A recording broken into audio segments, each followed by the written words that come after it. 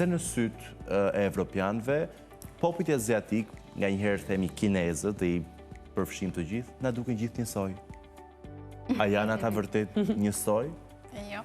Apo dhe neve atyre Një të përshtypje kanë për ne. Të njëjtën gjë mund të thonë dhe ata për ne, po për ne për shembull që kemi qenë atje ose dhe jemi marrë me studimin e gjuhës dhe më qërë, nuk na duken një lloj.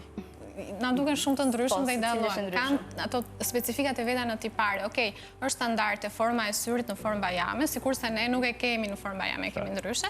Pastaj kur vjen puna tek ngjyra e flokëve, ato mund t'i lyejnë, mund të vendosin ato lente kështu që. Se Marinë ty s'janë dukur miqtë e parë kinezë të gjithë njësojnë fillim. Jo vetëm kinezë, po madje aria ti përfshija të gjithë në një.